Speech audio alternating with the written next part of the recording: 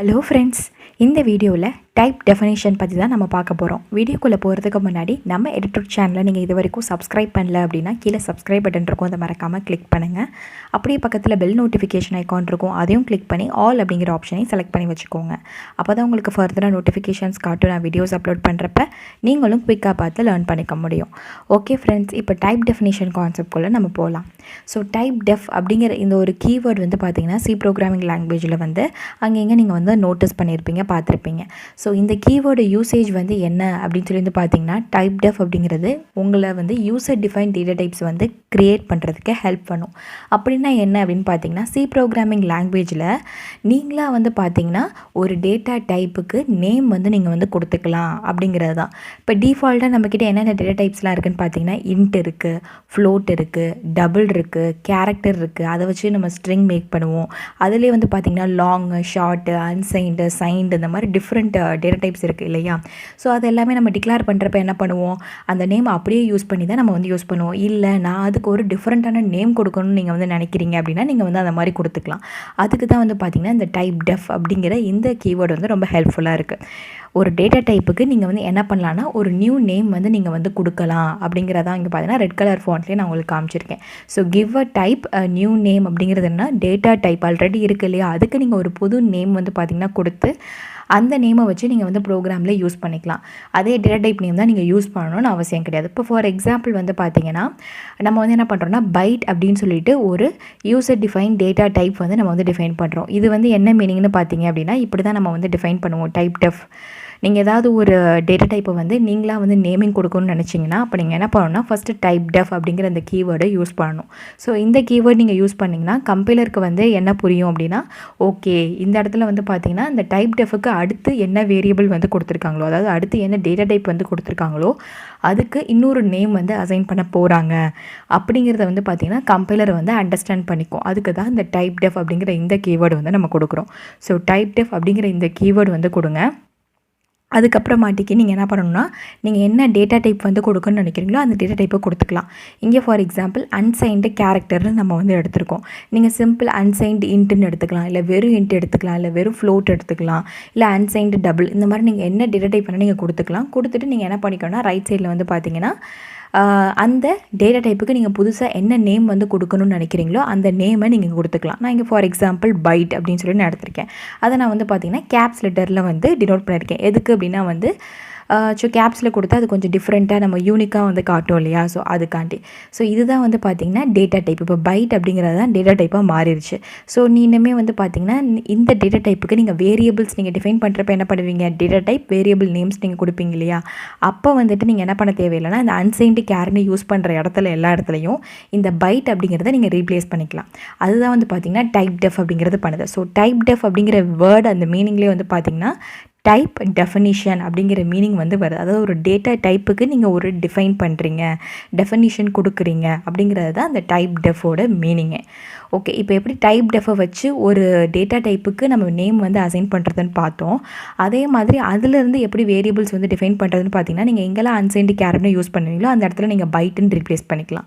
இப்போ for example நம்ம என்ன பண்ண போகிறோம் அப்படின்னா B1 B2 அப்படின்னு 2 வேரியபிள்ஸ் வந்து பார்த்திங்கன்னா அன்சைன்டு கேரக்டர் டேட்டா டைப்பில் இருந்திருக்கு. அதை நம்ம என்ன பண்ண தேவையில்லைன்னா அன்சைன்டு கேர் அப்படின்னு நீங்கள் யூஸ் பண்ண தேவையில்லை. அதுக்கு பதிலாக நீங்கள் சிம்பிளாக பைட் அப்படிங்கிற இந்த நேமே நீங்கள் வந்து பார்த்திங்கன்னா யூஸ் பண்ணிக்கலாம். ஸோ இதுலேருந்து உங்களுக்கு வந்து என்ன தெரியுது அப்படின்னா வந்து ஆல்ரெடி இருக்கக்கூடிய டேட்டா டைப்லேயே வந்து பார்த்திங்கன்னா இப்போ கேர் அப்படிங்கிற டேட்டா டைப் தனியாக இருந்திருக்கும், அன்சைன்டு கேருங்கிறது நீங்களாக தான் மென்ஷன் பண்ணுறீங்க. ஸோ அதுக்கு நீங்கள் ஒரு புது நேம் கொடுக்குறீங்க.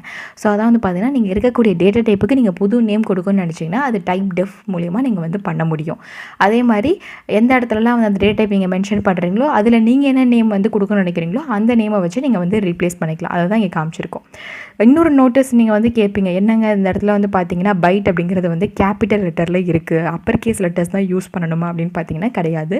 நீங்கள் ஸ்மால் லெட்டர்ஸ் யூஸ் பண்ணியும் பண்ணலாம். அதுதான் வந்து பார்த்தீங்கன்னா உங்களுக்கு நான் இன்னொரு 2வது தடவை நான் உங்களுக்கு வந்து அதே இதை ஸ்மால் லெட்டர்ஸ் யூஸ் பண்ணி நான் வந்து பண்ணியிருக்கேன். ஸோ அதே சின்டாக்ஸ் தான் இங்கேயும். ஃபஸ்ட்டு Typedef அப்படிங்கிற கீவேர்ட் நீங்கள் கொடுக்கணும். அதுக்கப்புறமாட்டிக்கு அது என்ன டேட்டா டைப்போ நீங்கள் அதை மென்ஷன் பண்ணணும். அந்த டேட்டா டைப்புக்கு நீங்கள் என்ன நேம் கொடுக்க விரும்புகிறீங்க அப்படிங்கிறது நீங்கள் மென்ஷன் பண்ணணும். இது வந்து பார்த்திங்கன்னா கேபிட்டல் லெட்டரில் இருக்கலாம், ஸ்மால் லெட்டரில் இருக்கலாம்.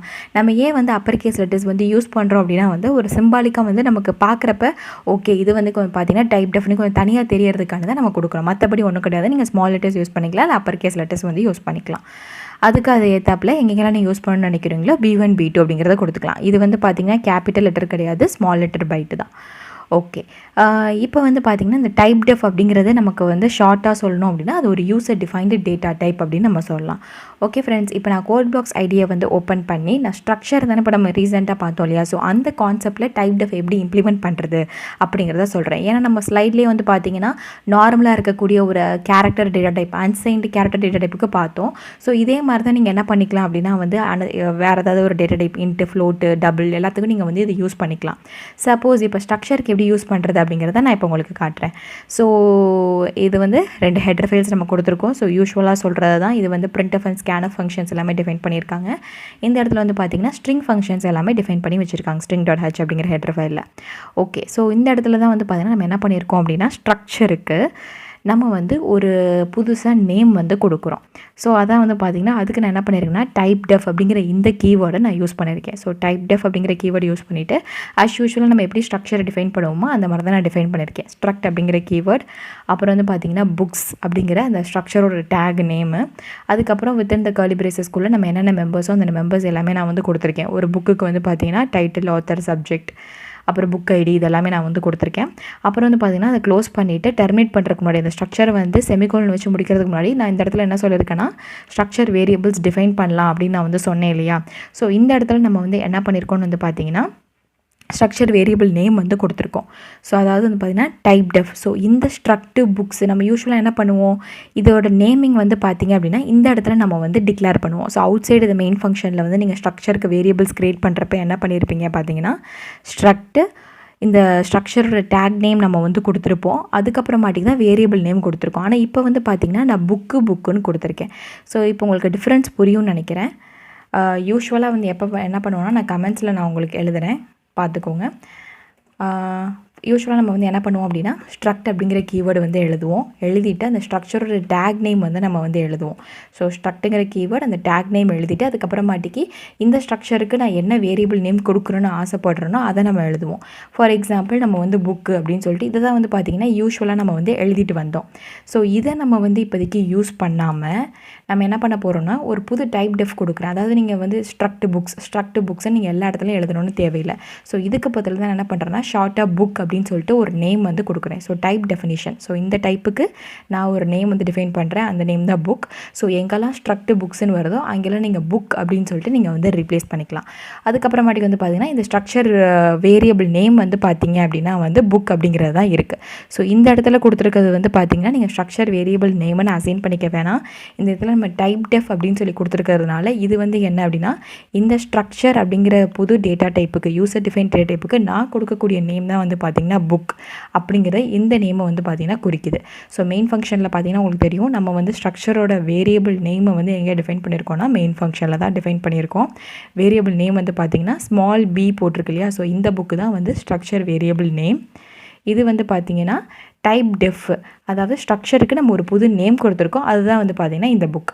ஸோ அதுக்கப்புறம் யூஸ்வலாக நம்ம என்ன பண்ணியிருக்கோம்னு சொல்லி வந்து பார்த்திங்கன்னா ஸ்ட்ரிங் காப்பி ஃபங்க்ஷன்ஸை யூஸ் பண்ணி இந்த 3 ஸ்ட்ரிங்ஸுக்கும் வந்து வேல்யூஸ் அசைன் பண்ணியிருக்கோம். டைட்டில், ஆத்தர், சப்ஜெக்ட், அப்புறம் புக் ஐடியும் நம்ம வந்து பார்த்தீங்கன்னா அசைன் பண்ணியிருக்கோம். ஸோ இதெல்லாம் நமக்கு முன்னாடியே நீங்கள் வந்து வீடியோஸ் பார்க்கல அப்படின்னா வந்து ஸ்ட்ரக்சர்ஸ்க்கு நான் வந்து வீடியோஸ் வந்து 4 வீடியோஸ் போட்டிருக்கேன். ஸோ அந்த வீடியோ வந்து நீங்கள் ப்ளேலிஸ்ட்டில் ஸ்க்ரோல் பண்ணி பார்த்தீங்கன்னா உங்களுக்கு தெரியும். அந்த வீடியோ பார்த்துட்டு வாங்க. அதில் ஸ்ட்ரக்சர்ஸ்னால் என்ன, ஸ்ட்ரக்சரோட மெம்பர்ஸ் எப்படி ஆக்சஸ் பண்ணுறது, ஒரு ஃபங்க்ஷனுக்கு எப்படி வந்து ஸ்ட்ரக்சரை ஃபங்க்ஷன் ஆர்குமெண்ட்ஸாக பாஸ் பண்ணுறது, எப்படி வந்து ஸ்ட்ரக்சர்ஸ்க்கு பாயிண்டர்ஸ் நம்ம இம்ப்ளிமெண்ட் பண்ணுறது எல்லாமே நான் வந்து சொல்லி கொடுத்துருக்கேன். ஸோ அந்த வீடியோ பார்த்துட்டு வாங்க, அப்போ தான் உங்களுக்கு இந்த வீடியோவும் புரியும். ஓகே, நெக்ஸ்ட்டு நம்ம என்ன பண்ணியிருக்கோம் அப்படின்னா வந்து வேல்யூஸ் எல்லாம் ஃபஸ்ட் இனிஷியலைஸ் பண்ணிவிட்டு அதுக்கப்புறமாட்டிக்கு அந்த மெம்பர்ஸை வச்சு வேல்யூஸ் எல்லாத்தையும் நம்ம வந்து பிரிண்ட் பண்ணியிருக்கோம். ஸோ இது வந்து பார்த்திங்கன்னா ஜஸ்ட் சிம்பிள் ப்ரோக்ராம் தான். நான் இந்த இடத்துல வந்து உங்களுக்கு என்ன சொல்ல விரும்புகிறேன் அப்படின்னா டைப்டெஃப் அப்படிங்கிறத ஸ்ட்ரக்சரில் எப்படி இம்ப்ளிமெண்ட் பண்ணணும் அப்படிங்கிறத தான் நான் உங்களுக்கு இந்த வீடியோவில் சொல்ல வந்திருக்கேன். ஸோ யூஸ்வலாக வந்து பார்த்திங்கன்னா இங்கே ஒரு புக்கை வச்சு தான் நம்ம வந்து வேல்யூஸ் எல்லாத்தையும் அசைன் பண்ணிவிட்டு அந்த வேல்யூஸ் எல்லாத்தையும் பிரிண்ட் பண்ணி பார்க்குறோம். ஸோ நம்ம என்ன வேல்யூஸ் அசைன் பண்ணமோ சி ப்ரோக்ராமிங் நோஹா ஆலி C programming tutorial so ID value எல்லாமே நம்ம என்ன கொடுத்தோமோ அதே வேல்யூ அவுட்புட் வந்து கரெக்டாக எக்ஸாக்டாக வந்திருக்கு. ஸோ அவுட்புட் நம்ம கரெக்டாக தான் வந்திருக்கு. இதனால் நம்ம இந்த வீடியோவில் என்ன சொல்ல விரும்புகிறோம்னா டைப்டெஃப் அப்படிங்கிறத நீங்கள் கண்டிப்பாக அண்டர்ஸ்டாண்ட் பண்ணிக்கணும். ஸோ டைப்டெஃப் அப்படிங்கிறது என்னென்னா ஒரு டேட்டா டைப்புக்கு நீங்கள் புதுசாக வந்து ஒரு நேம் கொடுக்கணும்னு நீங்கள் நினைக்கிறீங்க அப்படின்னா அது நீங்கள் கொடுத்துக்கலாம். ஸோ அது யூசர் டிஃபைன் டேட்டா டைப்பாக இருக்கலாம், இல்லை ஆல்ரெடி இருக்கக்கூடிய நார்மல் டேட்டா டைப்பாக கூட இருக்கலாம். டைப்டெஃப் அப்படிங்கிற கீவேர்டு வந்து பார்த்திங்கன்னா நீங்கள் மறக்காமல் யூஸ் பண்ணணும். ஸோ டைப்டெஃப் அப்படிங்கிற அந்த கீவேர்டை வந்து யூஸ் பண்ணிவிட்டு அதுக்கப்புறமாட்டிக்கு நம்ம வந்து என்ன பண்ணுவோம், ஸோ ஆர்டினரி இதுக்கு டைப்டெஃப் அப்படிங்கிறத கொடுத்துட்டு அது என்ன டேட்டா டைப்போ அந்த நேம் கொடுத்துட்டு நீங்கள் என்ன நேம் கொடுக்க விரும்புகிறீங்களோ அதை வந்து அதுக்கப்புறமாட்டி கொடுத்துட்டு செமிகோலன் வச்சு டெர்மினேட் பண்ணுவோம். ஸோ எங்கெல்லாம் நீங்கள் வந்து இந்த டேட்டா டைப் யூஸ் பண்ண போகிறீங்களோ அந்த இடத்துலலாம் வந்து நீங்கள் புதுசாக கொடுத்துருக்க அந்த நேமை வந்து நீங்கள் ரீப்ளேஸ் பண்ணிக்கலாம்.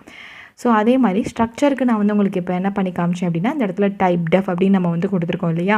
ஸோ ஸ்ட்ரக்ட் அப்படிங்கிற அந்த கீவேர்டு ஆரம்பிக்கிறதுக்கு முன்னாடி டைப்டெஃப் அப்படிங்கிறது நீங்கள் கொடுத்துக்கணும். இந்த ஸ்ட்ரக்சருக்கு நீங்கள் என்ன நேம் கொடுக்கணும்னு விரும்புகிறீங்க அப்படிங்கிறத நீங்கள் இந்த இடத்துல நீங்கள் கொடுத்துக்கலாம். ஸோ இந்த க்ளோசிங் ப்ரேஸும் செமிகோலனுக்கும் நடுவில் கொடுத்துக்கலாம். அதுதான் வந்து பார்த்திங்கன்னா இந்த இடத்துல எப்படி ஆக்ட் ஆகுதுன்னா நீங்கள் இந்த ஸ்ட்ரக்சருக்கு புதுசாக கொடுக்கக்கூடிய நேமிங்கே ஆக்ட் ஆகுது. ஸோ அதை வச்சு தான் நம்ம என்ன பண்ணியிருக்கோம்னா ஸ்ட்ரக்சர் வேரியபிள் வந்து க்ரியேட் பண்ணியிருக்கோம். இதே மாதிரி தான் சிமிலர் யூனியனுக்கும் இந்த இடத்துல யூனியன் அப்படிங்கிறது மட்டும்தான் இருக்கும், மற்றபடி எந்த டிஃப்ரென்ஸும் கிடையாது. ஸோ யூனியனுக்கும் இதே மெத்தடை நீங்கள் வந்து ஃபாலோ பண்ணிக்கலாம். ஓகே ஃப்ரெண்ட்ஸ், இந்த வீடியோவில் டைப் டெஃபினிஷனாக என்ன அப்படிங்கிறத பற்றி பார்த்தோம். நெக்ஸ்ட் வீடியோவில் வந்து பார்த்தீங்கன்னா டைப் டெஃபினிஷனுக்கும் ஆஷ் டிஃபைன் அப்படிங்கிற ஸ்டேட்மெண்ட்டுக்கு இருக்கக்கூடிய டிஃப்ரென்சஸ் பற்றி நான் உங்களுக்கு சொல்லித்தர போகிறேன். ஸோ அந்த வீடியோ பார்க்குறதுக்கு முன்னாடி நம்ம சேனல் இது வரைக்கும் சப்ஸ்கிரைப் பண்ணலைன்னா சப்ஸ்கிரைப் பண்ணுங்கள். உங்கள் ஃப்ரெண்ட்ஸ்க்கும் மறக்காமல் ஷேர் பண்ணி சப்போர்ட் பண்ணுங்கள் ஃப்ரெண்ட்ஸ். தேங்க்யூ.